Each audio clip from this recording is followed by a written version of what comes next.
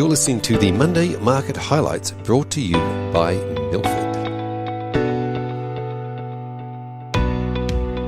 Good morning. It's Monday the 28th of February and I'm Kate from Milford. As widely feared and speculated, the geopolitical landscape in Eastern Europe worsened this week as Russia began a military invasion of Ukraine, the ramifications of which are still uncertain. This caused markets to be volatile across all asset classes, with the most obvious impact being on oil and energy prices. Russia supplies about 40% of Europe's natural gas, and as such, the European natural gas prices soared last week.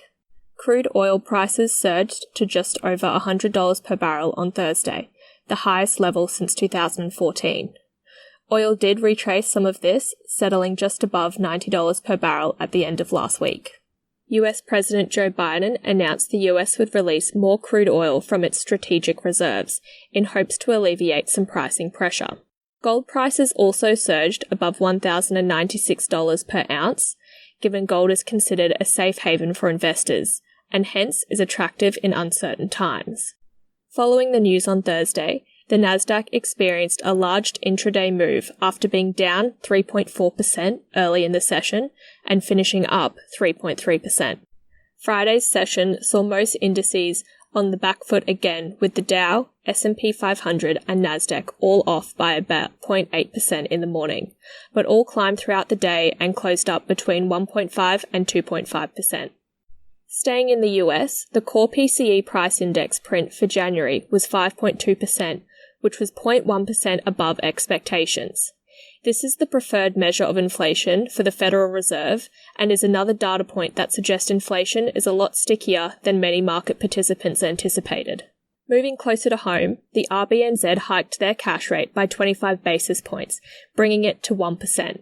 In Australia, the wage price index rose in line with expectations, but was still short of the level required for a hawkish RBA.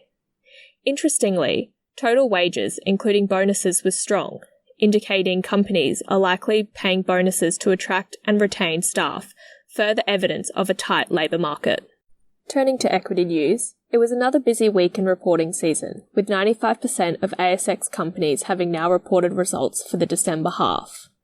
On balance, earnings across the market have been above analyst expectations, with the median company beating consensus at the NPAT line by 0.7%.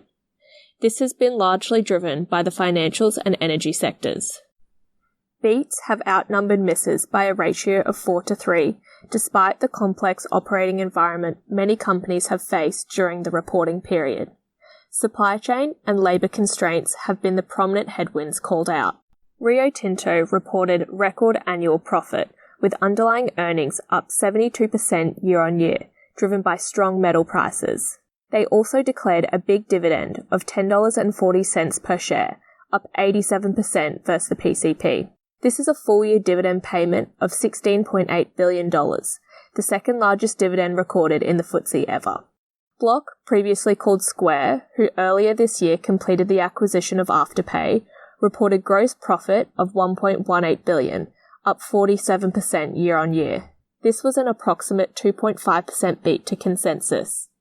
The beat was driven by Square, the seller ecosystem, and a better-than-feared Cash App result.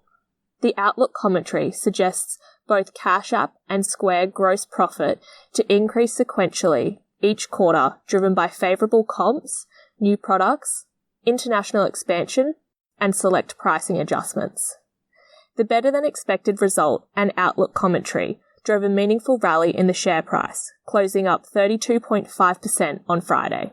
Looking to the week ahead, we will continue to monitor the Russia-Ukraine conflict closely, and we will keep a careful eye on any further sanctions by Western governments.